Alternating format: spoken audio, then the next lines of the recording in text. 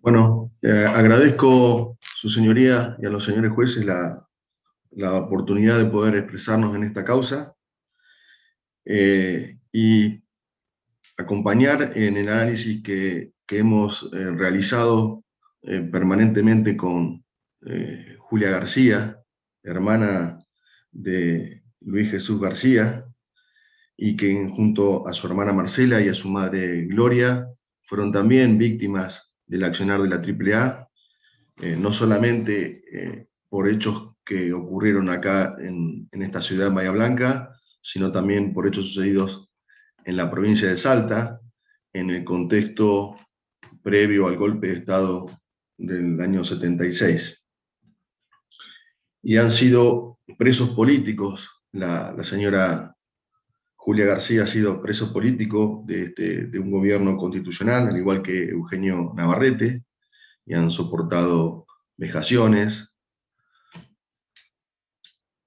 han soportado humillaciones físicas y morales, y todo esto ha sido posible por la complicidad omnipresente, ¿no? Tanto de jueces provinciales y federales de Bahía Blanca como jueces provinciales y federales de Salta, y no solamente en el contexto que estamos investigando, de 73 a 76, sino con el advenimiento de, de la democracia, cuando intentaron nuevamente eh, avanzar con la investigación de la causa y fueron amenazados en el periplo que hicieron en la comisaría segunda acá de Bahía Blanca.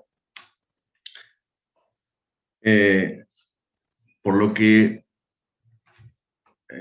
coincidiendo con lo manifestado por el doctor Fuster, no me voy a referir absolutamente a ningún hecho de los que se hayan ventilado en esta causa en relación a los 4 imputados. También, como dijo el doctor Fuster, adhiero a la acusación realizada por el señor representante del Ministerio Público.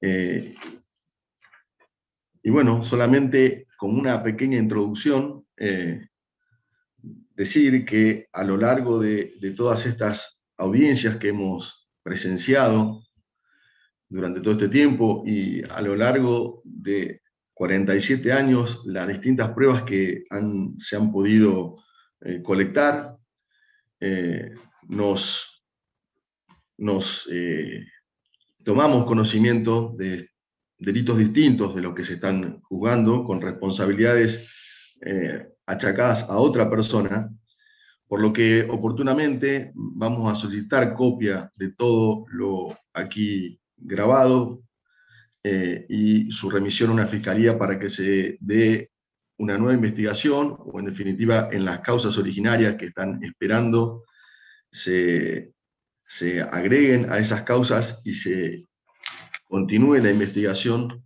contra otras personas distintas y que no se han mencionado, o por lo menos no las he escuchado con detenimiento ni en la acusación del señor agente fiscal, ni tampoco en la querella eh, particular de hijos. Lo primero que queremos establecer, lo que queremos decir es que no ha quedado claro quién fue el fundador de esta organización que estamos juzgando acá. Entonces, me parece que es oportuno apelar a las distintas fuentes y empezar a explicar el derrotero del general Perón cuando se va del país, ¿no? Cuando se va primero a Paraguay, donde es recibido por Alfredo Stroessner, después sigue por Venezuela, en Panamá, ahí la conoce a una bailarina apodada Isabel, Nicaragua, donde se entrevista con el dictador Anastasio Somoza, República Dominicana, se encuentra con Trujillo, y finalmente arriba a España, gracias a la influencia que tenían los falangistas que lo persuaden a Franco, que no estaba del todo dispuesto a aceptarlo por cuestiones de presiones internacionales. Ahí, además de las entrevistas que realizó a todos los peronistas que lo iban a visitar, tuvo poco contacto con funcionarios españoles, pero particularmente tuvo muchas reuniones con Pilar Primo de Rivera, que era la hermana del fundador de la Falange, Primo de Rivera, ¿no? José Primo de Rivera. Miguel Bonazo, en el libro El presidente que no fue, cita el testimonio de Gloria Videgaín, la hija del doctor Videgaín, quien fuera gobernador de la provincia de Buenos Aires, y en un viaje que hacen a España en abril del 73 para después ir a China con López Rega y con Isabel Perón, en una conversación, en una cena, cuando refieren a distintos episodios que sucedían en el país, episodios de violencia, Perón dice, acá lo que falta es un somatén. El somatén fue aplicado en España, específicamente en Cataluña, era un grupo armado de protección civil, separado del ejército y únicamente para cuestiones rurales y para defensa. Primo de Rivera, cuando tuvo la dictadura previa a la Guerra Civil Española, la instituyó en todo el país y finalmente en el periodo del 36 al 39, cuando gobernaba la República, fue dejada sin efecto y posteriormente, con el advenimiento del franquismo, fue extendida a toda España. Bonazo refiere que el giro que toma Perón a la derecha lo explica por el pacto que realiza con distintas fuerzas internacionales, cuyos intérpretes o cuyos operadores era la logia masónica Propaganda Due de Licio Gelli, amigo de López Rega, también miembro de esa logia.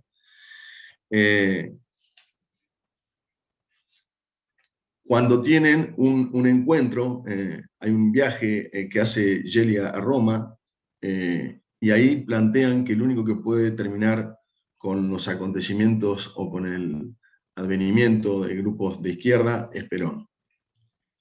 Y a partir de ahí se realiza un análisis, realizamos este análisis con la bibliografía que hemos investigado, junto, reitero, a Julia García, y siendo un fiel intérprete de todo lo que ella siente, ella vivió y ella cree.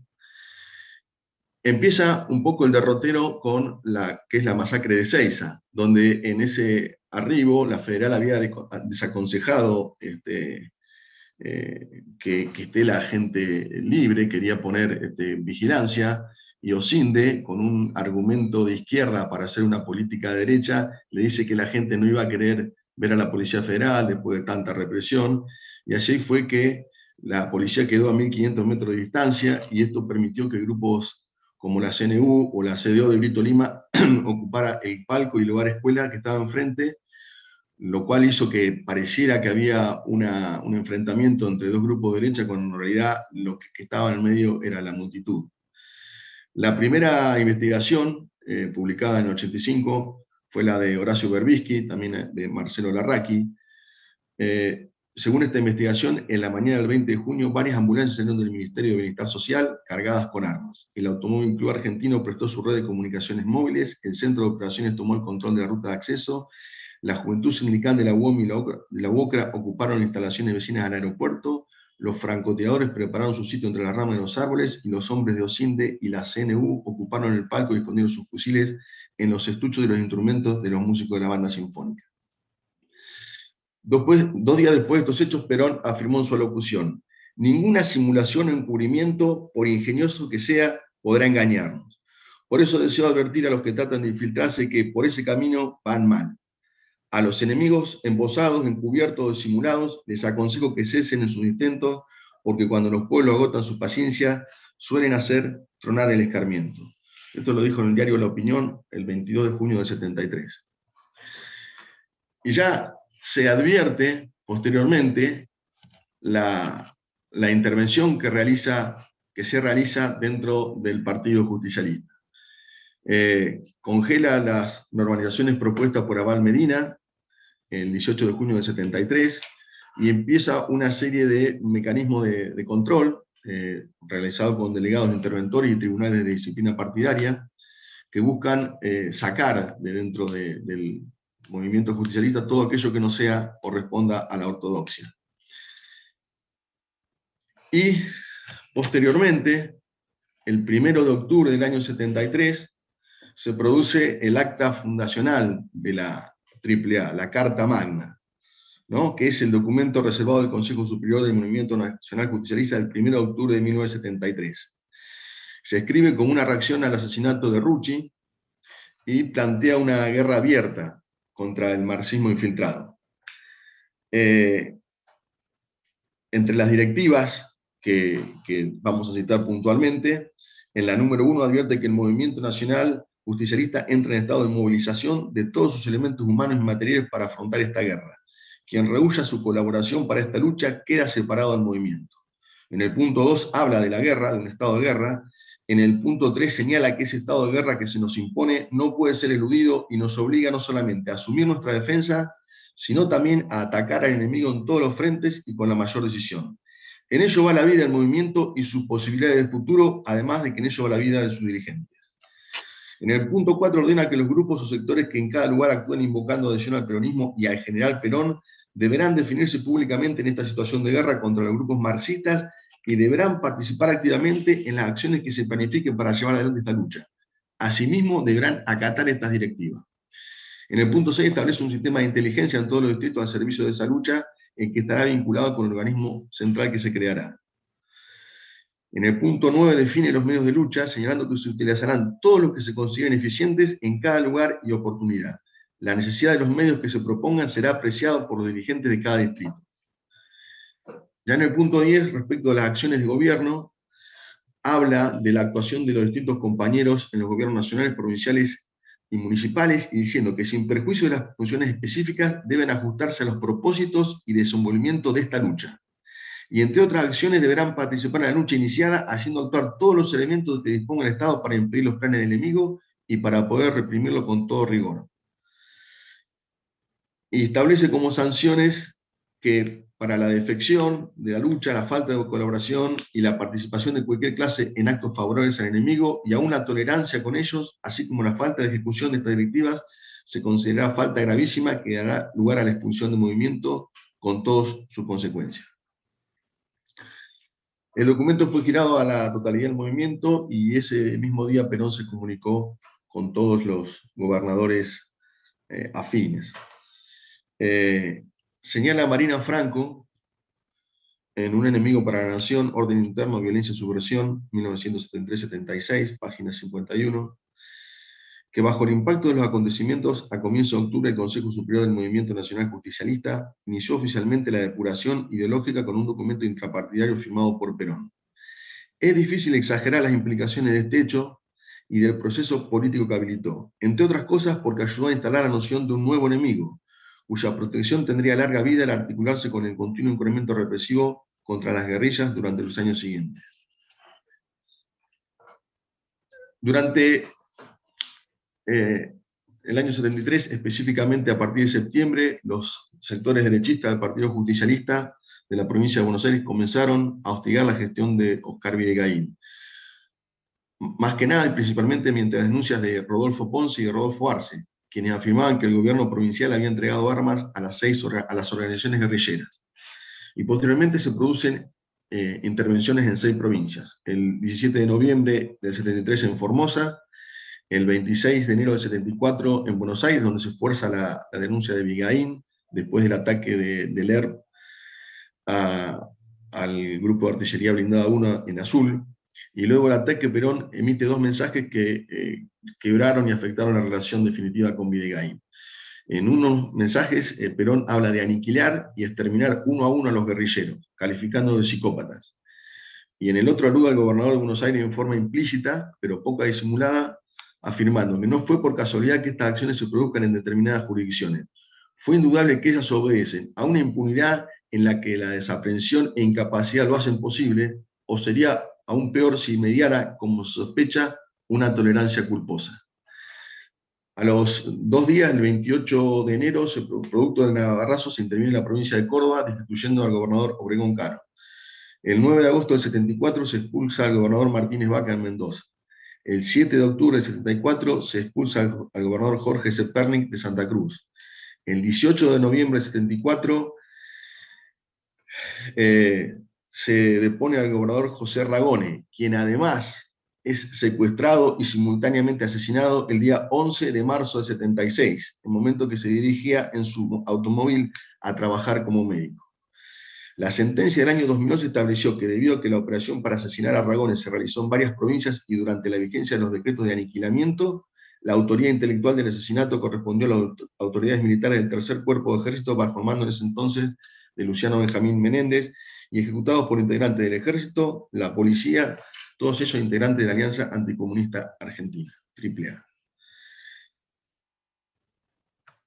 Posteriormente, luego de la intervención de las provincias y del asesinato de algunos gobernadores, como el caso de Ragone, se intervienen en las universidades. Para eso se lo designa a Oscar Ivanizegui el 14 de agosto del 74, y Ivanizegui pronuncia un discurso en el Teatro Colón el 10 de septiembre, donde, entre otras cosas, dice que los dineros destinados a educar al soberano no deberían aplicarse a otras cosas y menos a estimular la indisciplina, el desorden y la subversión. Esto en ningún nivel de enseñanza y menos aún con el orden administrativo y técnico. Quienes lo hagan se hacen pasibles de ser señalados como enemigos del pueblo que sostiene la educación. En un pasaje, Videgaín desalienta la investigación en las universidades diciendo que tienen que hacerlo las empresas públicas, pero señala a sí mismo, el mayor factor destructivo no está en la universidad ni en la investigación frustrada, está en la acción disolvente de organizaciones que se empeñan en transformar a los jóvenes justicialistas en marxistas. Tener en cuenta, advierte, que la Argentina es el único país de la tierra donde los trabajadores y obreros no son proclives al marxismo gracias a Perón y su justicia social. Por eso eligen el campo estudiantil. A este respecto, el trabajo realizado por algunas asociaciones de profesores y maestros y propiciado más de una vez dentro del Ministerio ha sido eficacísimo. Se han utilizado las escuelas de la República, las aulas, los pizarrones y las tizas que el pueblo paga para, con el pretexto de la acción gremial, instar a profesores, maestros y alumnos al desorden y la rebeldía. Se refiere en un pasaje a una medida de huelga realizada unos días antes, y dice, el paro docente, la huelga planeada desde hace 20 días antes de que reasumiéramos el ministerio, fue instrumentada por la misma tendencia que es contraria al justicialismo. Aunque algunos invoquen nuestra doctrina para disfrazarse de corderos, no podemos silenciar la acción disolvente de quienes parecerían dispuestos a perturbar hasta la destrucción las bases orgánicas de nuestra institucionalidad. Sepan los jóvenes argentinos que entramos en una lucha a muerte para conservar la patria de San Martín y Perón. Nuestra gran batalla por la sobrevivencia de la nación es la batalla del espíritu. Preparémonos para ganar esa batalla con vocación argentina y fe cristiana. Todos sabemos que no estamos ante un conflicto universitario, sino ante una conjura internacional que moviliza a algunos estudiantes más proclives al tumulto que al trabajo del estudio. Señoras y señores, todos se preguntan y nos preguntan qué ocurrirá con las universidades sublevadas. Ya hemos dicho que el problema es político y no universitario.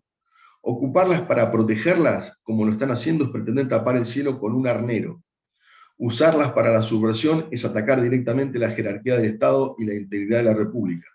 Todas violaciones a la ley y al orden que no podrán continuar. Esta historia se escribe en páginas blancas, no en páginas negras o en páginas rojas. El gobierno de la nación, que se aferra a la ley, ha demostrado que prefiere las páginas blancas. Los usurpadores se aferran a las páginas negras y sus seguidores terminan escribiendo en las páginas rojas.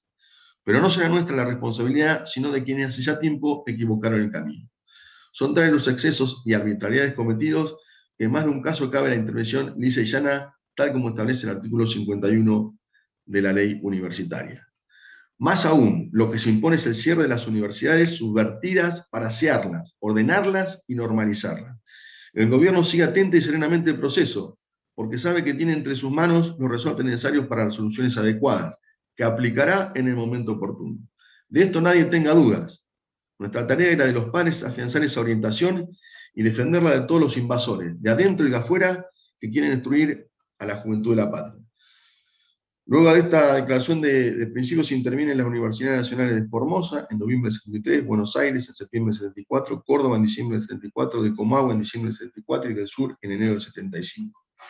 Esto está referenciado por la profesora Alicia Cerveto. Señor presidente, yo me voy no voy a pasar las citas, después se las puedo proporcionar al secretario para que sea un poco más fluida la exposición. Y nos vamos a referir, porque tiene relevancia con algún dato que entendemos es novedoso, que yo no lo conocía hasta hace 10 días, y que entiendo que es algo del cual se va a citar oportunamente a algunas personas para que lo refrenden. Estoy hablando y refiriéndome a los distintos atentados sufridos por abogados, la Asociación Gremial de Abogados de Buenos Aires, que fue una de las primeras entidades que nucleó abogados comprometidos en defensa de presos y causas políticas, como en la condena a la represión ilegal e inconstitucional durante el primer lustro de la década del 70. Fue impulsado por dos hechos catalizadores. Primero, las detenciones arbitrarias del Cuerpo de Abogados de la Confederación General de Trabajo de Argentinos, tras su intervención en julio de 69, y por otro lado, el secuestro y desaparición del abogado Néstor Martín y su defendido, Nildo Centeno, en diciembre del 70. La base orgánica de la AGA estaba formada por el equipo de abogados de la CGTA y de la Asociación de Abogados de Buenos Aires. La gremial se caracterizaba porque tenía una pluralidad política. Había militantes del peronismo revolucionario como Rodolfo Ortega Peña, Eduardo Duhalde, Roberto Sinigaglia y Ariel de Leroni, radicales como Hipólito Solari Irigoyen, marxistas como Silvio Frondizi, liberales como Héctor Sandrel, que fue ya mencionado en este juicio, así como abogados que no poseían una militancia activa en alguna organización o partido o que simpatizaban con el peronismo, como Esteban Rigui, Raúl Aragón, Mario Landaburu y Carlos González Gartland. Marina Franco, ya citada, ha definido la arquitectura represiva del peronismo como un entramado de prácticas políticas, algunas legales, otras cuya legalidad solo procedimental se amparaba en la excepcionalidad de la situación, como un estado de sitio, otras clandestinas y otras de carácter intrapartidario confundidas con políticas de gobierno. Esta reflexión posibilita el análisis del lugar donde se ubicó el accionar de la AAA y la manera en cómo se articuló con el resto del andamiaje represivo. Mientras las prácticas legales buscaron ampliar el espacio de legitimidad jurídica en el cual las fuerzas de seguridad actuaron contra las disidencias políticos sociales, las prácticas clandestinas e intrapartidarias sortearon algunos obstáculos legales y morales al recurrir a una violencia que violó los derechos elementales de las víctimas, empezando por el derecho a la vida. A través de ella se esperó construir una sociedad del miedo que, terror mediante, sucumbiera a la parálisis de la movilización política y la protesta social que el aparato legal resultó incapaz de contener. A la represión ilegal incurrieron las propias fuerzas de seguridad, actores civiles no estatales, en su mayoría cuadros del peronismo ortodoxo, y los escuadrones de la muerte paraestatales como la AAA, que se caracterizaron por realizar ejecuciones extrajudiciales contra blancos previamente seleccionados por su relevancia como referentes de los espacios y movimientos contestatarios, y cuya crueldad sobre el cuerpo humano fue deliberadamente visibilizada para operar como propaganda del terror que buscó dejar inoperantes a las disidencias. La AAA convirtió a los abogados de la Haga en destinatarios privilegiados de sus amenazas, atentados y ejecuciones. El primero de todos fue el frustrado atentado contra Hipólito Solari Irigoyen, el día 21 de noviembre del 73, 2 días después de que, el senador abogara en contra de la ley de asociaciones profesionales, que iba a incrementar el poder de la burocracia sindical, garante del pacto que Perón quería imponer. Y el doctor Solari Irigoyen, después de ese discurso, el sindicalista Lorenzo Miguel lo calificó como enemigo público número 1. A los 2 días de ese discurso, pretende arrancar su auto, un Renault 4, y bueno, explota una bomba dejándolo con numerosas heridas. No fue el único atentado de la AAA, después le volvieron a poner 2 bombas en su casa de Madrid, y tuvo la fortuna que estallaran en el piso de abajo, él estaba arriba, la que estaba arriba no se detonó, pegó contra la cama y sobrevivió. Otras personas no tuvieron la suerte de Solari Irigoyen. Cuando se analiza los resultados de este atentado, se ve una doble motivación. La primera era atemorizar a los parlamentarios sobre las consecuencias que podrían oponerse a determinadas leyes, y la otra era disciplinar a los abogados que habían ayudado, habían colaborado, habían defendido las causas del sindicalismo combativo. Solari Irigoyen era amigo íntimo de Tosco. Y después, menos de una semana después, el 27 de noviembre, el abogado de Haga, Antonio de Lerón, y su esposa Nilda Arana eran asesinados por militantes de la agrupación 20 de noviembre, organización de cuadros del peronismo ortodoxo de la zona norte del conurbano bonaerense. Y acá yo quisiera mencionar una frase de Antonio Gramsci, cuando habla de los Ardisi, y volver un poquito también acá a lo que se refirió o que se manifestó respecto de la cantidad de muertos en Bahía Blanca y de quién fue el primero. No se trata de ganar un premio quién es el primero, sino de entender e interpretar cómo fueron los hechos. No, eh, Gramsci sostiene, al analizar a los ardisi o los atrevidos, que eran aquellos soldados que en la Primera Guerra Mundial traspasaban las fronteras, las trincheras, y solos, sin que nadie se los diga, se los mande, hacían incursiones en el campo enemigo. Después de la Primera Guerra Mundial, la mayoría de los ardisis se volcaron al fascismo, aunque algunos lo hicieron en el anarquismo y en el socialismo. Con esto quiero decir que, y después lo trataré de explicar con los comunicados de la AAA, que no sé si el asesinato de Leroni fue una práctica de la AAA o de un grupo subalterno sin una orden explícita de la AAA, como tampoco sé si fue el primer homicidio, el de Luis Jesús García, o hubieron algunos anteriores. Entiendo que en el contexto en que fue asesinado Luis Jesús García fue por la AAA, y entiendo que otras situaciones u otros contextos han sido batallas o conflictos como habían sucedido antes del 73 entre distintos grupos sindicales. En la segunda mitad del 74 se dieron 4 hechos que precipitaron el fin de la AGA. El primero, la bomba que destruyó el local, y después los asesinatos de Ortega Peña, Uruchet y Frondizi. Los últimos 3 fueron reivindicados por la AAA. El primero que cae de estos 3 es Ortega Peña, el 31 de julio del 74, y ahí hay un comunicado de la AAA que dice: la AAA se había mantenido inactiva como organización de acción directa desde el atentado intimidatorio contra el pseudo radical Solari Irigoyen, hasta el 31 de julio, en que ejecutó al agente del imperialismo ruso castrista Ortega Peña. Este primer ajusticiamiento será seguido por la eliminación de la larga lista de traidores al servicio de los imperialismos. Curuchet y Frondizi fueron uno de los pocos abogados que defendieron a presos del PRT y del ERP, en parte por simpatías ideológicas. Curuchet era abogado del Frente Antiimperialista por el Socialismo, impulsado por el PRT, y Frondizi fue uno de los abogados que defendió a los presos del ERP después del frustrado copamiento al cuartel de Azul. Pero el caso que los condena a muerte fue su participación en la investigación de los hechos conocidos como la masacre de Capilla del Rosario. El 12 de agosto del 74, el ejército fusiló a 16 guerrilleros del ERP que se habían entregado voluntariamente tras el fallido copamiento del Regimiento 17 de Infantería Aerotransportada de Catamarca. Curuchet y Frondizi integraron un equipo de abogados cuya investigación en el lugar de los hechos refutaron la versión oficial de lo que los guerrilleros murieron en el enfrentamiento. Finalmente, el 27 de septiembre, la AAA lo secuestra de su domicilio, matando en el proceso a su yerno Luis Ángel Mendiburu, y lo ejecuta en los bosques de Ezeiza. La AAA emitió un manifiesto donde justifica el crimen, y aunque no hace mención a su papel como abogado, sí recupera su cercanía con el ERP. En ese sentido, se puede concluir que Frondizi como Curuchet fueron asesinados porque encarnaban más que ningún otro defensista de la extinta AGA la idea del abogado protector de la subversión, y cuyas muertes purificaban a la nación de este mal. El comunicado que emite la AAA dice: comunicado al pueblo argentino. Sepa el pueblo argentino que a las 14:20 fue ajusticiado el disfrazado número 1 Silvio Frondizi, traidor de traidores, comunista y bolchevique, ideólogo y fundador del Ejército Revolucionario del Pueblo, ERP. Como nuestro querido pueblo argentino y patriota observa, cumplimos lentamente pero sin pausa nuestra palabra, y no nos identifiquen con los mercenarios zurdos de la muerte, sino con patriotas peronistas y argentinos que queremos que el dolor actual de nuestra patria tenga un futuro argentino y no comunista.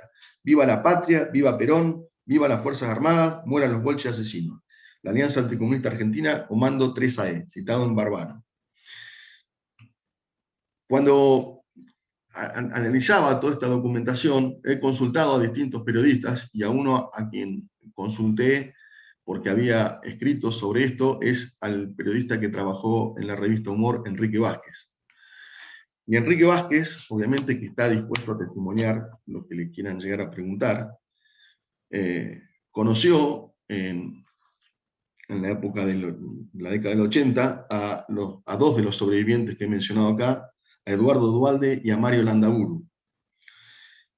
Y ellos le refieren, Landaburu y Duhalde específicamente, le refiere de una reunión en octubre del 73 en todo el gabinete de Perón, donde el comisario Villar muestra una filmina y hace una exposición y donde se mencionan 44 personas que hay que asesinar, entre ellas el de Eduardo Duhalde.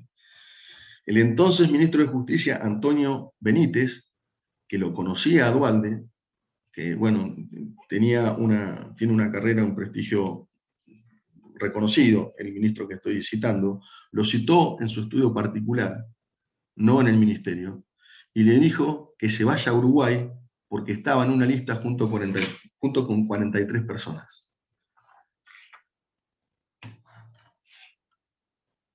Finalmente, y cerrando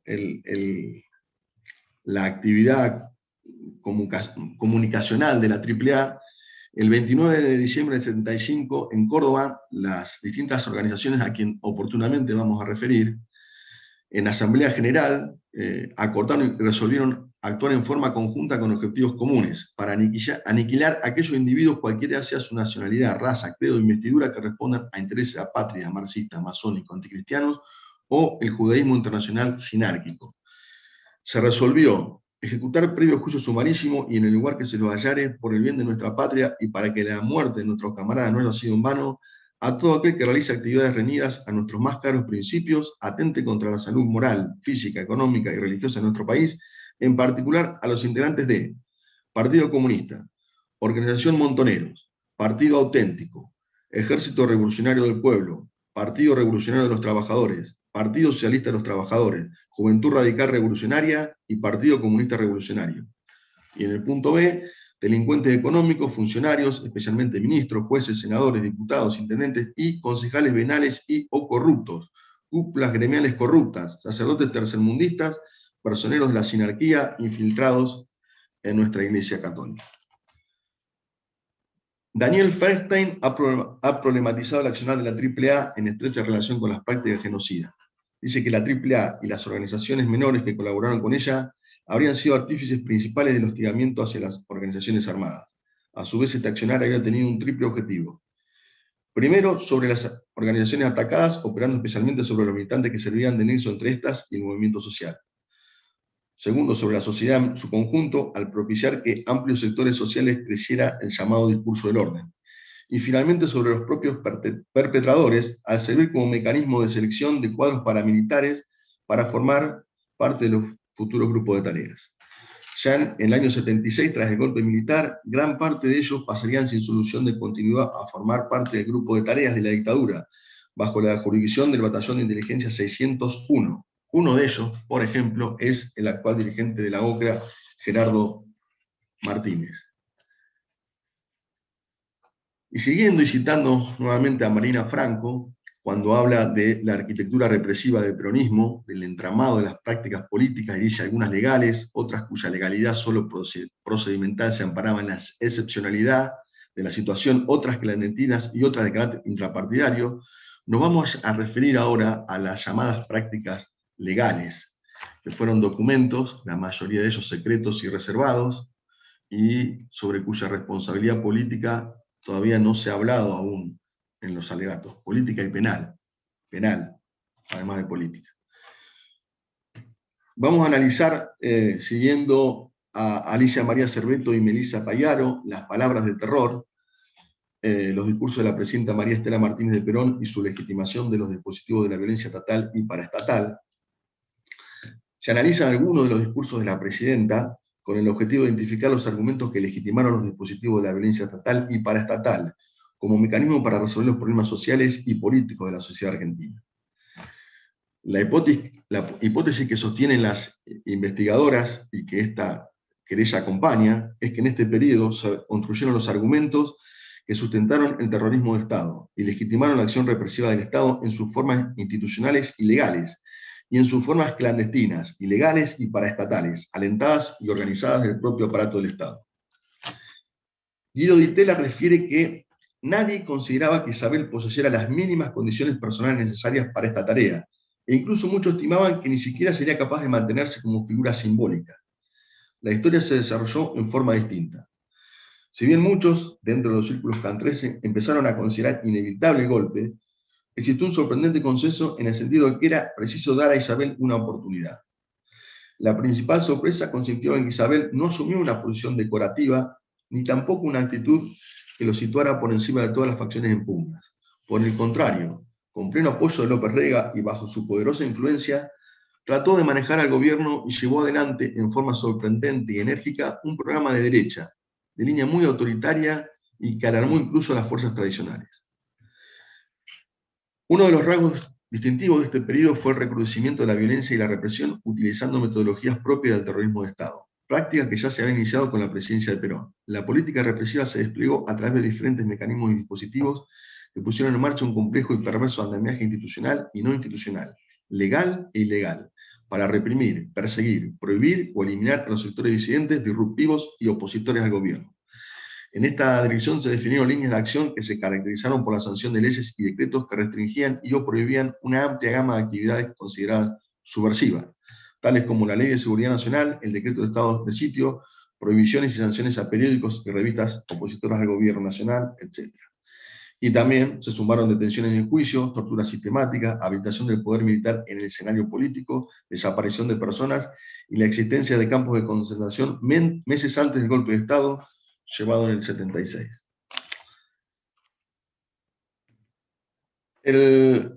La legislación antiterrorista que instituyó el terror es, en primer momento, el decreto 1368 del 74, suscrito el 6 de noviembre del 74, donde se declaraba el estado de sitio por una consecuencia del asesinato del comisario de la Federal Alberto Villar, llevado por Montoneros. Villar era el que manifesté, de la Filmina, el que explicó a todos los ministros, por orden de Perón, los 44 objetivos a eliminar. En su primer discurso, la presidenta señaló el contenido de su futuro accionar político. Tengo dos brazos y en una mano a Perón y en la otra a Eva Perón. Perón y Eva sacrificaron sus vidas en aras y por amor al pueblo. Como alumna de Perón, cumpliré fielmente su doctrina, caiga quien caiga y cueste lo que cueste. El mensaje con tono amenazador dejaba asentado que la institucionalidad y el procesamiento político de los conflictos quedaban en segundo plano. Caiga quien caiga ponía a todos los ciudadanos bajo sospecha, desprovisto de cualquier garantía constitucional, y vulnerable frente a un Estado que comenzaba a definir con más precisiones la práctica sistemática de la fuerza y el terror.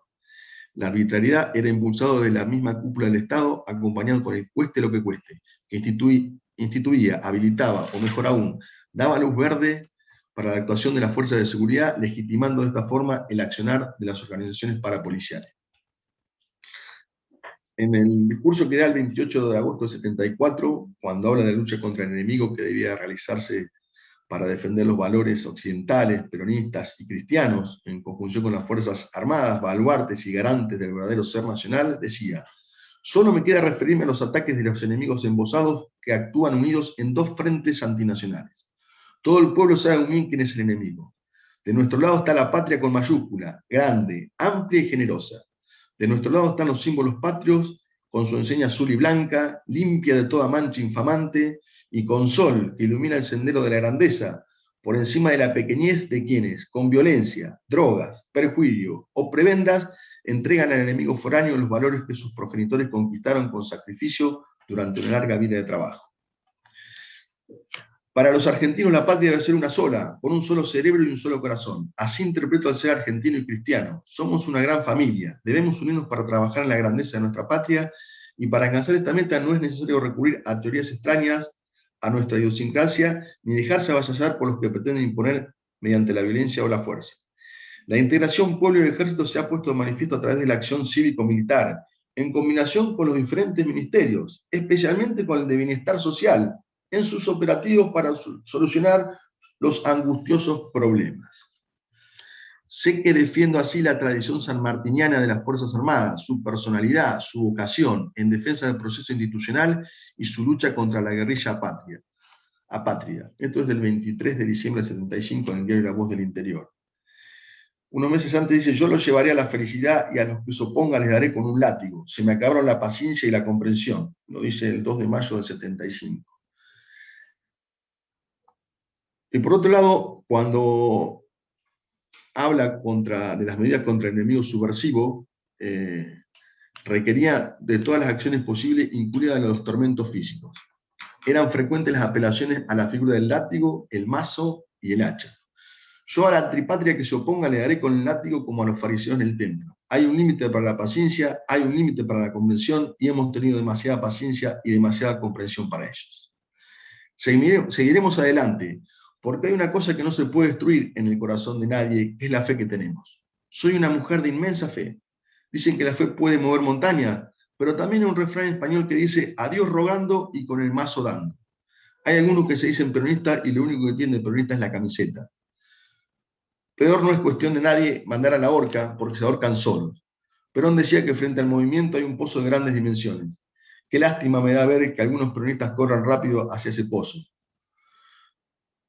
Hay otros que hacen grandes daños. Le vamos a dar con el hacha. Ya buscaremos la manera. Vamos a hacer lo que corresponde.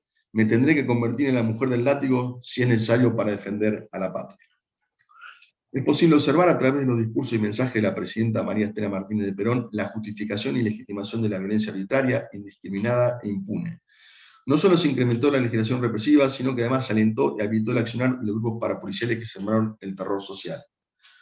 Cuando el Estado lleva adelante una lucha contra un enemigo inasible e indefinido, caracterizado fundamentalmente por su condición ecológica, cuando el instrumento de lucha es el miedo y el pánico, el Estado se aparta del derecho para convertirse en terrorismo de Estado. Entre 1974 y 75 se crearon en Tucumán los primeros centros clandestinos de la historia argentina. 17, entre chupaderos, lugar de tránsito y campo de concentración.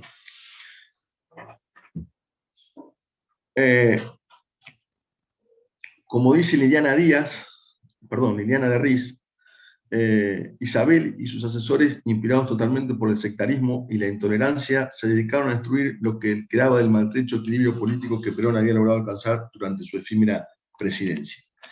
El programa de gobierno de Isabel Perón y de López Rega pretendía basarse en 5 puntos básicos. El primero es el compromiso para acabar con la subversión por medio de grupos paraestatales. El segundo es la eliminación de la infiltración izquierdista en la universidad y los gobiernos provinciales. El tercero era poner fin a las políticas económicas nacionalistas y reformistas. El 4 era un sometimiento de la dirigencia sindical y la imposición de una nueva disciplina laboral. Y el quinto, lograr el apoyo de los militares, solicitando que asumieran un compromiso político con el gobierno. Y ahí, para lograr este cometido, descrito en el último punto, es donde se firman los 4 decretos conocidos como los decretos de aniquilamiento. El primero es el decreto 261 del 5 de febrero del 75, donde da comienzo al operativo Independencia. Se conformó el Comando General del Ejército para que proceda a realizar operaciones militares que sean necesarias a efectos de neutralizar y o aniquilar el accionar de los elementos subversivos que actúan en Tucumán. El carácter secreto de este decreto, firmado por la presidenta María Estela Martínez de Perón y los ministros de Interior, Justicia, Educación, Trabajo, Bienestar Social y Economía, fue revelado recién el 5 de noviembre del 2012. 4 días después de este decreto, el 9 de febrero del 75, se convertía la provincia de Tucumán en territorio de ocupación. A partir de la instalación de más de 20 unidades militares, se inauguró un plan sistemático de exterminio que un año más tarde se instalaría en todo el país. Es por eso que se habla del operativo Independencia como un ensayo de genocidio. Los decretos posteriores fueron firmados por el presidente interino Ítalo Luder, Manuel Arauz Caustec, Tomás Botero, Carlos Gemey, Carlos Rucau, Antonio Cafiero y Ángel Federico Robledo. Esos decretos son el 2770, 2771 y 2772, firmados todos el 6 de octubre del 75. El primero forma el Consejo de Seguridad Interna, que tendrá a su cargo la División de los Esfuerzos Nacionales para la lucha contra la subversión. El segundo establece un convenio con las provincias para la participación de las fuerzas policiales y penitenciarias de las provincias en la lucha contra la subversión. Y el tercero resuelve la intervención de las Fuerzas Armadas en la ejecución de operaciones militares y de seguridad a efectos de aniquilar los elementos subversivos en todo el territorio del país. Y por otra parte, el 28 de octubre del 75, unos días después de esos 4 decretos, fueron distribuidos 24 copias de la directiva del Comando General del Ejército 404 del 75, la llamada directiva Peugeot, por el número de ese coche famoso en ese época, ¿no? Y esa directiva Peugeot, también famosa, tenía como finalidad poner en ejecución inmediata las medidas y acciones previstas por el Consejo de Defensa y la Directiva 1 del 75. La Directiva Peugeot estableció la responsabilidad de las fuerzas del Ejército en la lucha contra la subversión y las relaciones con las demás fuerzas. Es un documento público que refleja el plan de aniquilamiento de carácter nacional en el tiempo y plantea en las 3 etapas que en el año 77 se iba a terminar la subversión. Esta decisión tuvo como consecuencia el establecimiento de campos de concentración, como la escuelita de Faimayá, y el sistemático y generalizado método de hacer desaparecer a personas, antecedentes del terrorismo de Estado que se generalizó para todo el país a partir del 24 de marzo. Y la explicación de esta directiva la encuentran los autores citados en el plan Conintes, que entre 1958 y 61 se sistematizaron experiencias con la implantación de este plan, que dividió al país en zonas de seguridad y puso a cada una de ellas bajo el control de un jefe militar. Esto se aplica en forma, o lo que se aplicó con esta directiva, en forma sistemática también, es la tortura con la finalidad de obtener información. Se retomaba así la experiencia que el ejército francés había recogido en Indochina y Argelia y que los norteamericanos perfeccionaron en Vietnam. Y para la aplicación de esta doctrina contrainsurgente se dejaron de lado las hipótesis anteriores de conflicto con otros países. Pasaron las fronteras de dejar de ser geográficas y se transformaron en ideológicas. El enemigo era el enemigo interno, la propia población. Era la plena vigencia de la doctrina de la seguridad nacional. Fue emitida en octubre del 75 y establecía que entre las zonas para operar, la prioridad número 1 era Tucumán. Consideraba que el accionar subversivo debía disminuir significativamente a fines del 75, transformarse en un problema policial a fines del 76, para finalmente aniquilar los elementos residuales en 1977.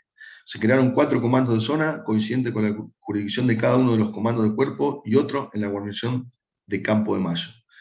La directiva 404 está acompañado por 10 anexos, algunos de los cuales tienen sus correspondientes apéndices. El más importante de los anexos es el primero, referido a inteligencia, en el que se hace un análisis de la llamada guerra-revolución marxista.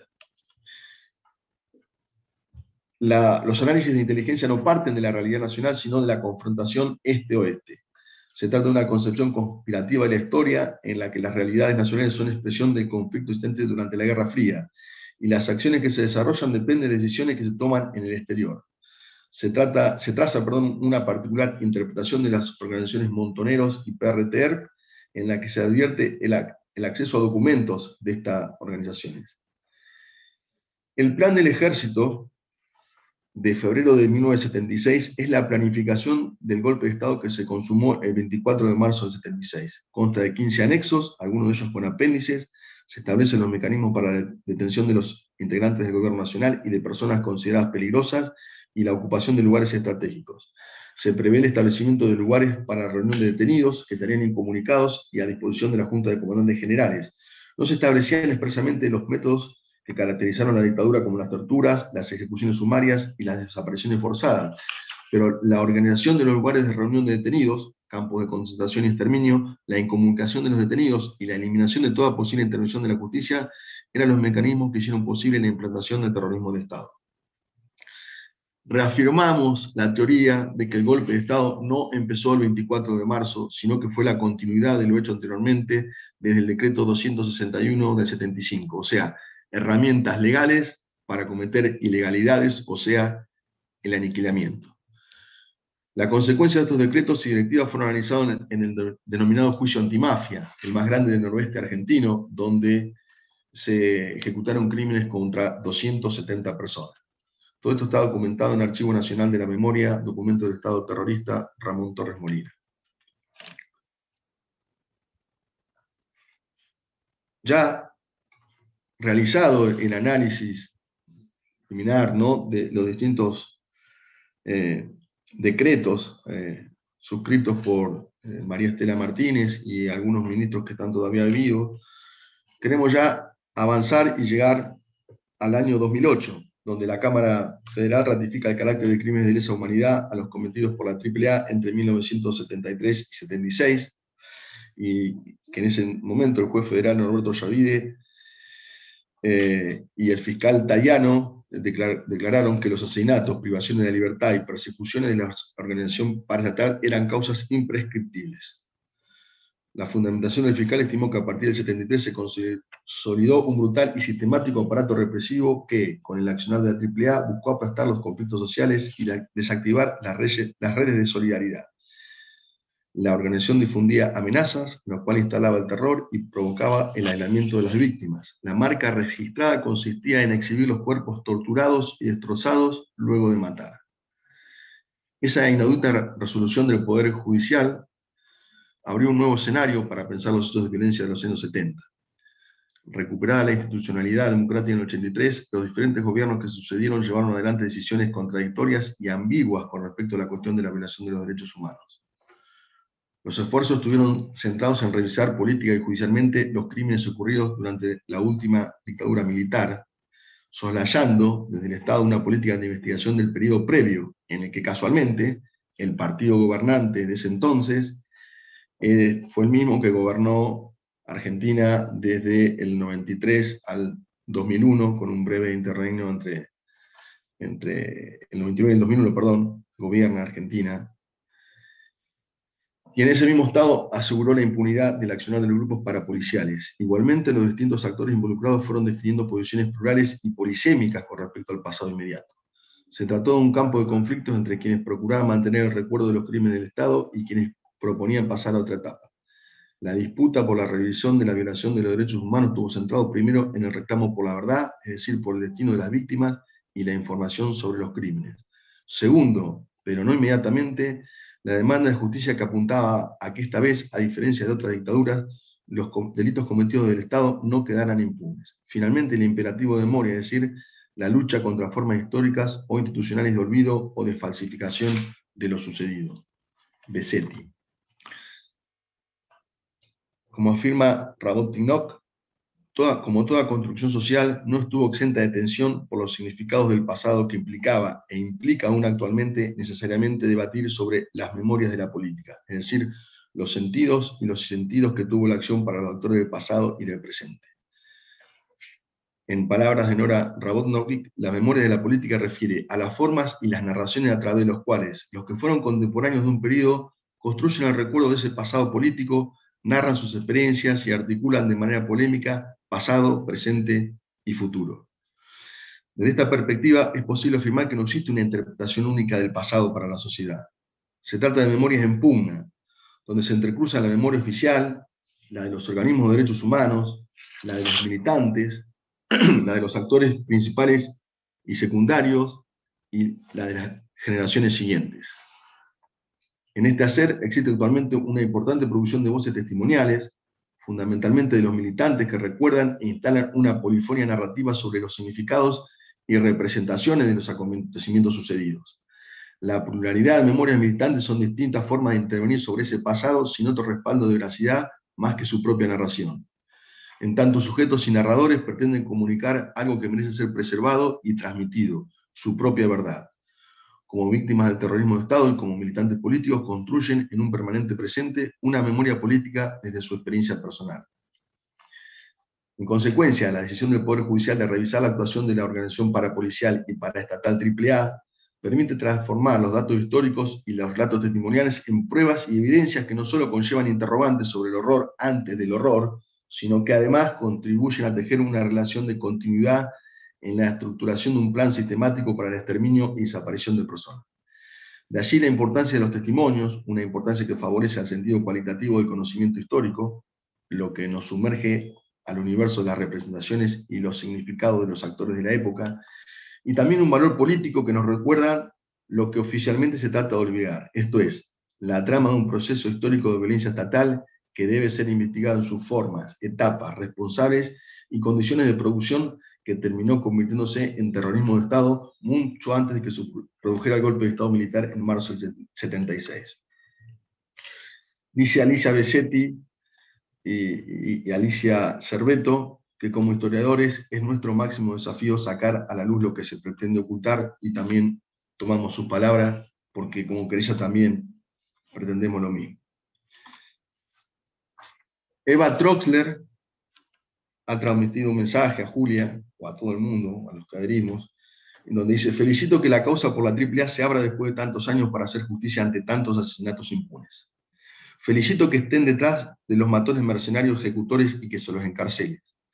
Pero los felicitaré aún más cuando se hagan justicia con los autores intelectuales de esta organización siniestra y que aún están con vida y en sugestivo silencio, y que tuvo como objetivo la eliminación sistemática de los mejores hombres y mujeres que dio el país.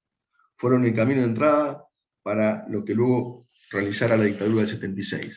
Fueron los cómplices para que se llevara a cabo el plan sistemático de desaparición de personas y desnacionalización económica y de mayor sometimiento nacional. Quiero decir con esto que no nos quedemos solo con una parte de la causa y con unos cuantos, y nos perdamos de vista las profundidades de protagonistas ideológicos y cómplices, los que idearon con sus mentes perversas semejante accionar, y de aquellos que sabiendo aún hoy callan teniendo mucho que contar.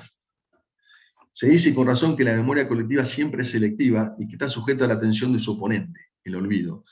Sin embargo, afirma Leonor Artuf que existe lo que ha dado a llamarse usos del olvido, mentiras históricas, encubrimientos y aún renuncias a fragmentos del pasado por necesidad de supervivencia, por exorcismo o por vergüenza ante el peso de la rememoración. Son los olvidos de la historia oficial. En su clásico trabajo sobre la AAA, Ignacio González Janssen sentenciaba: los paramilitares que surgieron en la Semana Trágica están bien muertos pero mal enterrados. Los hombres y los nombres se suceden. Liga Patriótica, Unión Cívica Nacionalista, Guardia Argentina, Alianza Libertadora, Lonardi y los comandos civiles del 55, Tacuara y Guardia Restauradora, Onganía del 66, la CNU, la derecha peronista, la AAA. El patrón ideológico es como un hilo conductor, de golpe en golpe, de tumba en tumba. En gran parte este argumento ha sido reiterado en sucesivas ocasiones. Una suerte de fascismo vernáculo se encontraría al acecho a lo largo de todo el siglo XX en la Argentina, reapareciendo con distintos nombres pero con idéntica función: la represión ilegal de los movimientos populares. Si bien esta idea encierra una cautivadora verdad, además de presentarse como un excelente recurso literario, dista de servirnos a la hora de problematizar históricamente al paramilitarismo. Distintas experiencias que parten de contextos sociales, lenguajes o identidades políticas disímiles no pueden ser presentadas como un continuo histórico en donde nada cambia. Y esto se torna evidente al comparar el accionar de la derecha peronista de la década 70 con las organizaciones anteriores. Y esto nos lleva nuevamente al problema de las definiciones y los conceptos. ¿Qué fue la derecha peronista? ¿Qué problemas implica su análisis histórico? ¿Qué es hoy la derecha peronista? Cuando nos referimos a la derecha peronista damos cuenta del conglomerado de agrupaciones y tendencias que, ya teniendo su origen en el propio movimiento peronista o fuera de él, construyeron una concepción del peronismo rescatando, alimentando y potenciando los rasgos autoritarios de esta concepción política. La vinculación de la mayoría de estas organizaciones con la Alianza Anticomunista Argentina, el AAA, y la campaña de asesinato desarrollada por la misma entre 74 y 75 ha llevado a omitir el análisis de este sector particular del peronismo. Denunciados más que analizados, los agrupamientos alineados y leales al gobierno de Isabel Perón confluyen en un río de violencia que desembocaría irremediablemente en el golpe militar del 76. Así, las posibilidades de comprender las motivaciones y el ideario de estos sectores choca con las demandas del posicionamiento, especialmente con respecto a los crímenes de lesa humanidad que diversos sectores sociales imponen al investigador social. De esta forma, nombrados por otros y ocultos en el fenómeno paramilitar, las organizaciones de la derecha peronista siguen siendo una cuenta pendiente en los estudios de la década 70. De hecho, la homologación planteada por Janssen resulta una muestra cabal de dicho ocultamiento. El accionar de la derecha peronista solo cabría ser mencionado como último capítulo de una recurrente práctica de los sectores dominante frente a la amenaza de los sectores populares. Convencidos que esta operación recae en una apreciación nimia de un fenómeno complejo, creemos que la derecha peronista debe ser estudiada como un factor fundamental para entender el devenir de la violencia política en nuestro país. Se nos impone así la necesidad de escudriñar la formación de estas agrupaciones y su identidad política. Es precisamente la composición social de la denominada derecha peronista de la década del 70 la que sirve para distinguirla de experiencias derechistas anteriores. No podemos ignorar la responsabilidad de altos dirigentes de la derecha peronista que deben ser citados inmediatamente para juzgar su responsabilidad en los decretos de aniquilamiento, como el ex vicepresidente, ex gobernador y ex canciller Carlos Federico Ruckau, alias Rukuku. La periodista alemana Gabriela Weber investigó y planteó un caso que desde el 1975 se recurrió a la violación de derechos humanos como forma de manejar la rentabilidad de grupos económicos.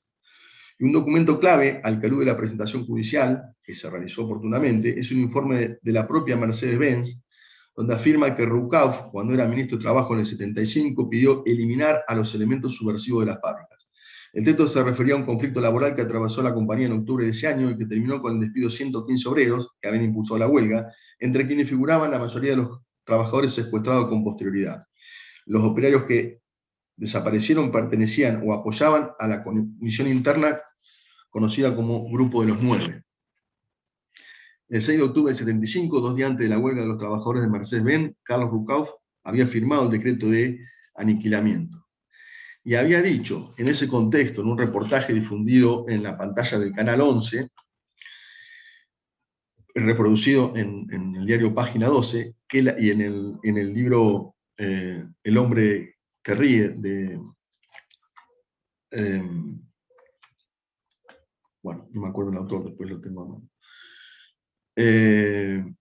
La guerrilla de fábricas se debe a los sectores empresarios que tomaron militantes de ultraizquierda para romper las condiciones sindicales peronistas. El problema vital es acabar con la subversión. Los empresarios decían que iban a chupar a la izquierda, que terminó luego manejándolos. Y quien se hizo eco de este reporte ya mencionado fue la propia Mercedes-Benz.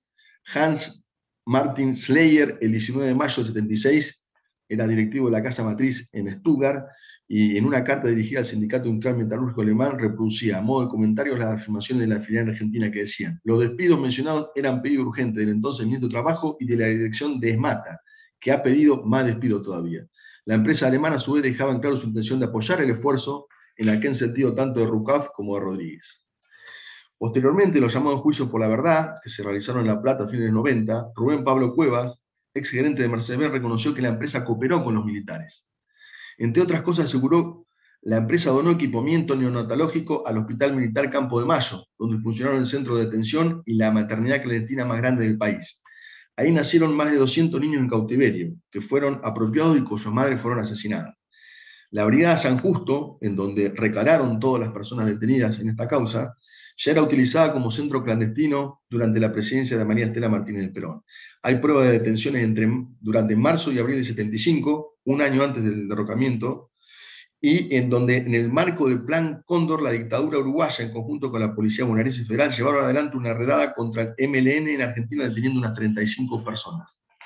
Algunas de las víctimas de aquel operativo, luego de ser secuestradas y torturadas en la Brigada de San Justo, fueron condenadas por el Poder Judicial Ordinario en el marco de la ley antisubversiva, y luego en dictadura puesta a disposición del Poder Ejecutivo Nacional, encabezado por Jorge Rafael Videla. Las pruebas indican que la Brigada de San Justo no solo era un centro clandestino de detención de registro, como dijo la resolución de la elevación a juicio del proceso que se inició en La Plata. Volviendo al contexto local, no podemos soslayar la continuidad de la complicidad judicial que comenzaron los jueces provinciales y federales en la época de los hechos que se investigan. No podemos ignorar que los beneficiarios de las políticas de exterminio de opositores fueron los burócratas sindicales, a quien solo vamos a referenciar brevemente para contextualizarlo con los hechos que tienen relevancia para esta causa. Por ejemplo, en este momento se está juzgando en Bahía Blanca el accionar delictivo de la UOCRA, que fueron denunciados hace unos años por la entonces gobernadora. En nadie sabía de lo que hacía la UOCRA acá. Vino la gobernadora, pues nadie se enteraba de lo que hacía la UOCRA, los apretes, las amenazas, las extorsiones. Su máximo referente es el señor Gerardo Martínez, ¿no? Acusado de integrar el batallón 601. Y no podemos soslayar tampoco la relación o los vasos comunicantes entre el peronismo de derecha y el almirante Emilio Macera. Y acá, en Bahía Blanca, no me voy a ir a otro contexto, tenemos el caso de que cuando el comandante Emilio Macera quiso incursionar en política, pretendiendo ser un nuevo Perón, fundando un partido llamado de la Democracia Social en el año 82, se produjeron en el Sindicato de Empleados de Comercio en la calle Rodríguez, enfrente del diario Nueva Provincia, más de 2.000 afiliaciones. En ese momento, su candidato regional era Román Cachero, periodista de la Nueva Provincia, y su delegado local era Ezequiel Crisol, varias veces candidato a intendente de Bahía Blanca, presidente del partido, denunciado por ser fundador de una estafa a los trabajadores que se llama la cooperativa Borlengui, y obviamente impune, con la complicidad de los distintos jueces de acá. Primero Balaguer, nombrado por Vicente Leónidas Sadi, quien fue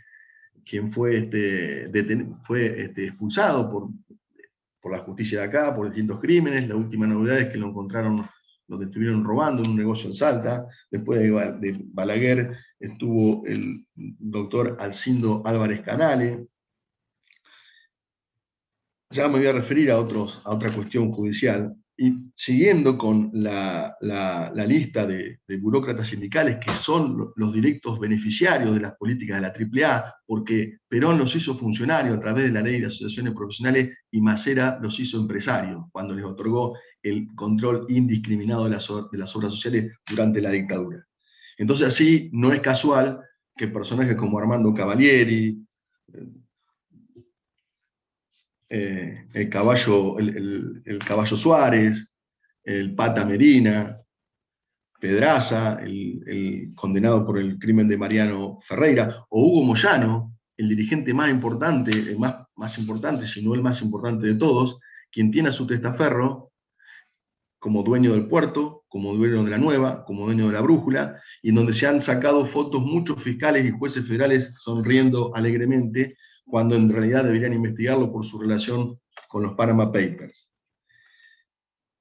No podemos ignorar la responsabilidad de los jueces provinciales y federales de ese entonces, quien tenían, ya con la declaración de Julia García, con la declaración de su madre, tenían elementos para avanzar en la investigación de la causa del Negrito García y la archivaron, pero tampoco no voy a soslayar tampoco lo que pasó en época de democracia, pero sí quiero decir lo que está pasando ahora. Y vuelvo a decir, todo lo que estoy diciendo acá, todo lo que les estoy diciendo fue totalmente consensuado. Recibo un mandato de mi cliente para decir lo que ella quiere que diga y específicamente lo que ella quiere que diga. Nos tenemos que referir a qué pasó cuando la causa llegó acá, cuando llega finalmente después de Buenos Aires. Y se pregunta mi defendida, Julia, y la madre, y la hermana, y creo que muchos más, ¿por qué estamos jugando este solo hecho de Watu? ¿Y por qué no se están jugando los otros homicidios, los 23 o los 24, como dice alguien, o los 30, como dicen algunos libros? Y entonces se lo tuve que explicar en un momento de las audiencias para decirle, mirá, tal vez no haya nadie vivo de los que mataron a los que fueron los autores materiales, pero sí, lo creo, lo entiendo y lo he expuesto a lo largo de este alegato, sí hay personas vivas que fueron parte de todo este entramado y que hoy están impunes. Volviendo un poco a lo que pasó, para entender qué es lo que pasó desde que la causa ingresa acá en Bahía Blanca, tenemos que el 9 de mayo del 2018, distintos organismos de derechos humanos, 9, entre ellas, Abuela de Plaza de Mayo, Madre de Plaza de Mayo Linda Fundadora, Hijos Bahía Blanca, Hijos Capital, CELS, Asamblea Permanente por los Derechos Humanos, Familiares de Detenidos Desaparecidos por Razones Políticas, la Dirección de Derechos Humanos de la Municipalidad de Moreno, Rosa Heinrich, hija de Enrique Heinrich, obrero gráfico de la Nueva Provincia, impugnaron la postulación del Santiago Ulpiano Martínez al cargo de fiscal de la Fiscalía número 2, y someramente debo decir por qué lo hicieron. Dicen que desde su asunción en el cargo, cuando fue juez interino, subrogante, Martínez incurrió en graves irregularidades en relación a la investigación de delitos de crímenes de lesa humanidad. En el expediente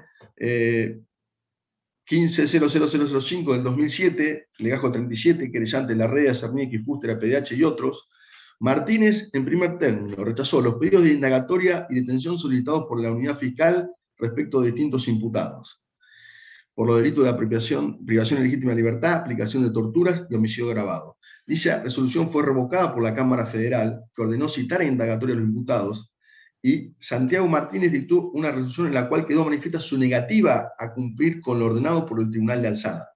Ante esta situación, el Ministerio Público interpuso recurso de apelación contra la resolución, la cual fue denegada por el juez subrogante. Por otro lado, el 6 de mayo de 2013, Martínez rechazó el pedido de detención de Aldo Vara, capellán del Comando Quinto Cuerpo de Ejército y del Batallón de Comunicaciones 181, formulado el día 5 de abril por los fiscales Paranzali y Nevia. Respecto a su actuación en la causa en que se investigan los crímenes de lesa humanidad cometidos durante la última dictadura, sus reiterados intentos de fragmentar la investigación en expedientes inconexos entre sí son violatorios del principio de economía procesal y demuestran una intención de obstaculizar el avance de la instrucción al descomponer el plexo probatorio y separar hechos íntimamente vinculados entre sí. Las sucesivas resoluciones en que se instrumentaron las fragmentaciones fueron revocadas por la Cámara Federal de Apelaciones de Bahía Blanca el 6 de agosto de 2013. En esta última resolución, la Cámara señaló: la manera de organizar y llevar adelante una causa tan compleja normalmente es un tema de imperioso tratamiento al inicio de las mismas. Resulta poco entendible a 8 años de su inicio. En esa causa, Martínez se negó a investigar los delitos sexuales cometidos en la órbita del Quinto Cuerpo de Ejército conforme lo había requerido el Ministerio Público Fiscal, aduciendo que dichas conductas no integraban el plan criminal. Esta decisión fue revocada por la Cámara Federal de Apelaciones de Bahía Blanca, que reconoció el carácter de lesa humanidad de los delitos sexuales por ser parte del plan criminal. 12 días después de tomar conocimiento de dicha resolución, en lugar de citar inmediatamente a indagatoria a los imputados, Martínez corrió vista del expediente al Ministerio Público Fiscal nuevamente. Por otro lado, en el marco de la causa Mazot Vicente sobre privación ilegítima de la libertad, tortura, homicidio agravado y asociación ilícita víctima Henrich, Martínez adoptó nuevamente una actitud manifiestamente parcial y dilatoria. Conforme lo ordenado por el Tribunal Oral en lo Criminal Correccional de Bahía Blanca, en la causa Bayón, el Ministerio Público Fiscal formuló requerimiento de instrucción ante Martínez en relación a Vicente Mazot, quien lo rechazó sin siquiera llamar a indagatoria. Dicha resolución fue revocada por la Cámara Federal de Apelaciones de Bahía Blanca, ante la cual Martínez se inhibió de continuar entendiendo la causa, quedando a cargo de la misma el doctor Álvaro Colefi. Posteriormente, en Consejo de la Magistratura procedió a designar al doctor Alejo Ramos Padilla como subrogante del Juzgado Federal número 1 de Bahía Blanca. Luego de constatar la situación del juzgado, el mencionado magistrado remitió un informe a la Comisión de Interpoderes en la cual da cuenta de graves irregularidades. Por un lado, una preocupante cantidad de detenidos que no habían sido citados a brindar declaración indagatoria, vinculados a una causa en la que se investigan los crímenes cometidos por la AAA en Bahía Blanca. La declaración indagatoria de uno de ellos derivó en el llamado a indagatoria del entonces presidente de la Cámara Federal de Bahía Blanca, Néstor Montesanti. Asimismo, Ramos Padilla denunció que había cientos de detenidos a cargo del juzgado cuya situación procesal no había sido resuelta, algunos de los cuales llevaban años en esa condición. Por otro lado, constató la existencia de varias prisiones preventivas cuyo plazo estaba vencido y dicha circunstancia no había sido informada al Consejo de la Magistratura. También dio cuenta de la falta de información acerca de la cantidad de personas detenidas y de los establecimientos donde se encontraba alojado. Ramos Padilla cita como ejemplo las graves irregularidades de la actuación de Ulpiano Martínez como juez instructor, la ya mencionada causa del 2007, y que al momento en que cesó Martínez como subrogante acumulaban 180 cuerpos y más de 400 incidentes, con alrededor de 100 imputados y un universo aproximado de 750 víctimas. Así se han planteado 14 requerimientos en orden a diversos delitos y diferentes víctimas, informó Ramos Padilla, que agregó que las declaraciones indagatorias reclamadas por el Ministerio Público se llevaron adelante de manera incompleta y sin un orden lógico, lo que implica que en muchos casos se deberá readecuar, modificar y o ampliarse la declaración. La evidente negativa de Martínez de investigar la participación de distintos sectores civiles vinculados al terrorismo de Estado implica el incumplimiento del deber de investigar inherente a todo magistrado, contribuyendo a la impunidad de los responsables de los más aberrantes delitos, circunstancia que implica un apartamiento de las normas contenidas en los tratados internacionales de derechos humanos y coloca al Estado argentino ante el riesgo de ser responsabilizado por los organismos internacionales que controlan su cumplimiento.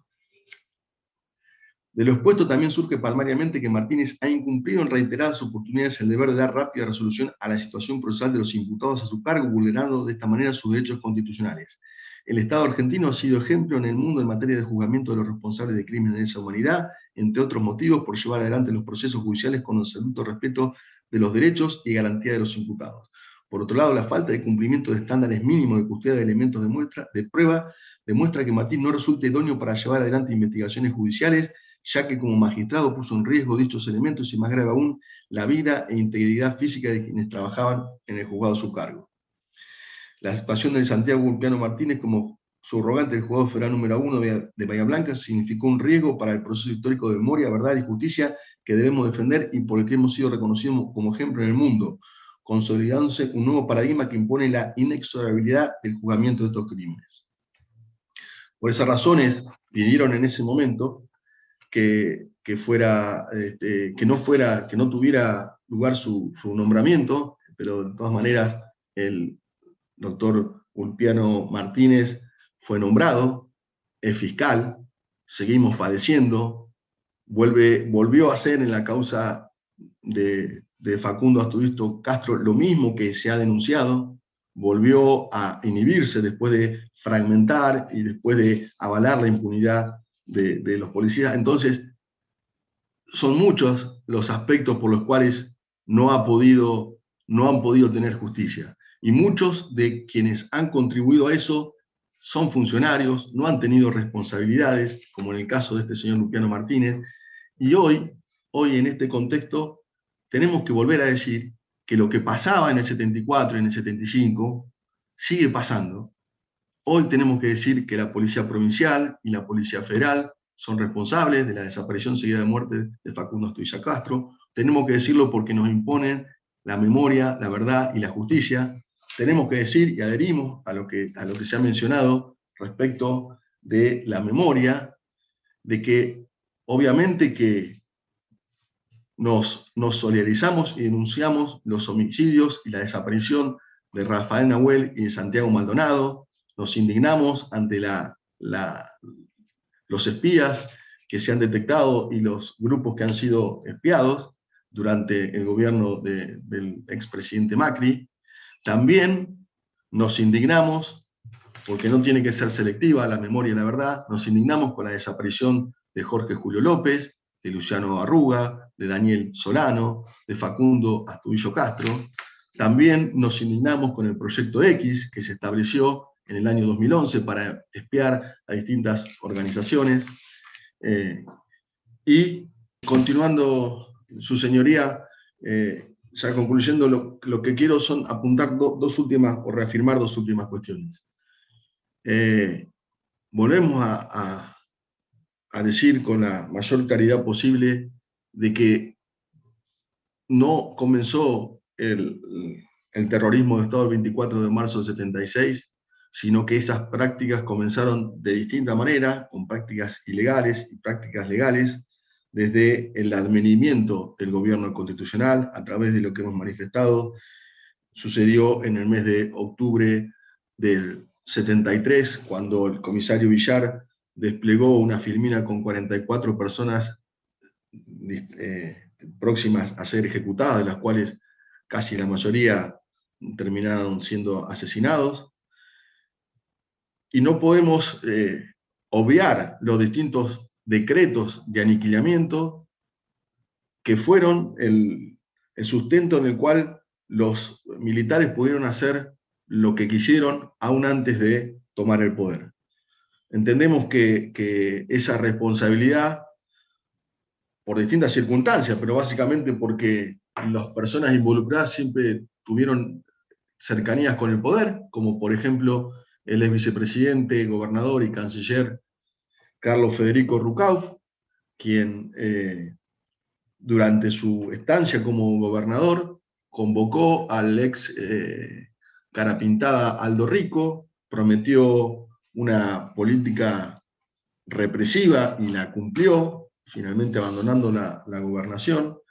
Y entendemos que también se ha esto ha podido concretarse, el homicidio de tantas personas, y en particular el homicidio de Luis Jesús García, por la actuación cómplice que tuvo la justicia provincial en ese entonces, ¿no? ¿Por qué? Porque ya aún cuando se habían reconocido a distintas personas que no son las que están acá, quienes ya han fallecido, como por ejemplo Chacho Pérez, Basilio Omar Pérez, eh, la causa se archivó de la misma manera. Cuando se pretendió abrir ya con el juez Cavallaro durante la democracia en el año 85, tampoco fue posible avanzar. Tanto Julia como su madre fueron apretadas por el juez Cavallaro durante el reconocimiento en rueda, por lo cual no manifestaron con la misma vehemencia que lo habían manifestado en un principio, pero esa crónica de una muerte anunciada se pudo acreditar también cuando se pudo probar que en la CGT local habían distintas personas fotografiadas que ofrecían como blanco, en el caso la cara de Negrito García, y esto fue referenciado tanto por Julia García como por Higinio Calamita.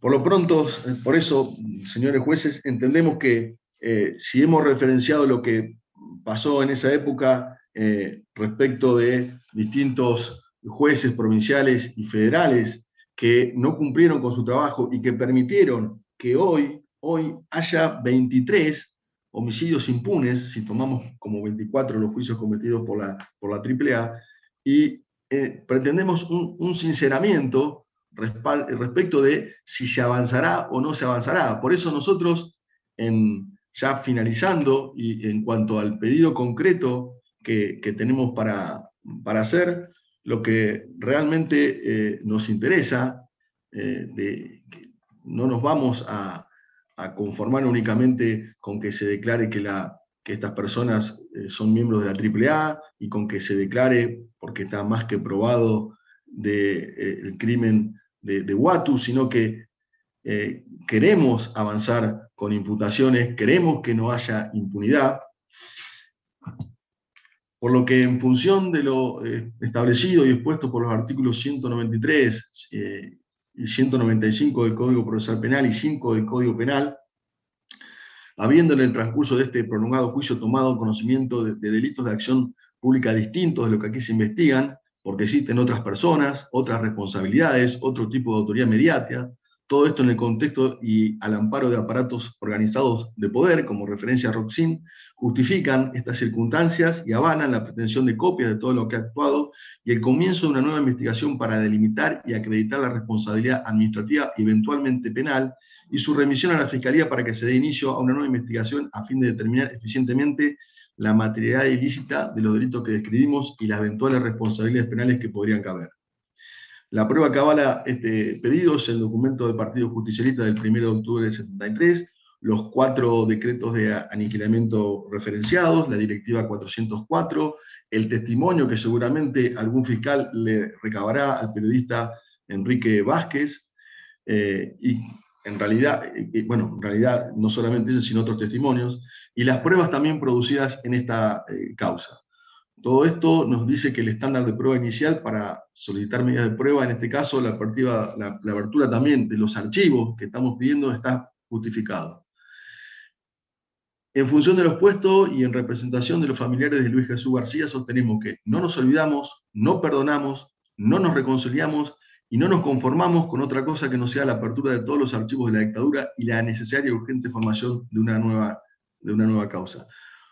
Otra cosa puntual que mi clienta me ha pedido y que me siento muy feliz que así haya sido, sin yo agregar nada, que solicitamos se destaque en la sentencia como correlato necesario de los distintos testimonios probantes que la práctica de amenazar, asesinar y desaparecer adversarios políticos no comenzó el 24 de marzo del 76, sino que se pergeñó e instrumentó a través de los distintos documentos descritos durante el gobierno constitucional de Juan Domingo Perón y sucesora María Estela Martínez.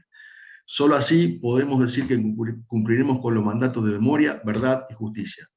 También solicito puntualmente que a través del Ministerio de Educación, Cultura, Ciencia y Tecnología de la Nación incluyan al día 21 de noviembre en las efemérides nacionales como recordatorio de las víctimas de la violencia paraestatal, debiendo el Ministerio indicado, en coordinación con la Secretaría de Derechos Humanos de la Nación, redactar, imprimir y distribuir un material impreso de difusión para uso educativo, tomando como base los hechos expuestos en este juicio a los fines de su utilización en los establecimientos educativos del país para sensibilizar a la población sobre los hechos del caso. Por supuesto, ya lo sabrán, lo ha dicho, pero no está de más decirlo, se toma el 21 de septiembre del 73 como fecha de inicio del accionar de la AAA por el homicidio la tentativa de homicidio del entonces senador Hipólito Solari Irigoyen. Según la investigadora Inés Izaguirre, entre ese día, 21 de septiembre del 73, hasta el 24 de marzo del 76, el número de víctimas asciende a un total de 1.035 muertos y 737 desaparecidos. Y también solicitamos, como se han implementado en distintos países, la declaración de terroristas a distintas organizaciones, también queremos denunciar a no solamente la AAA, sino al Comando Capital Federal, Viola, Villar, Manuel de Rosa, Regional Córdoba, Buenos Aires, Tucumán y Rosario, Comando Libertadores de América, Regional Córdoba, Regional Buenos Aires, Regional Tucumán, Comando Libertadores de América Capital Federal y Cáceres Monier, Comando Fuerza Conjunta, CNU, Comando Nacionalista Universitario y otros. Volviendo y reiterando con nuestro pedido, no olvidamos, no perdonamos, no nos reconciliamos y no nos conformamos con otra cosa que lo que pedimos. Muchas gracias.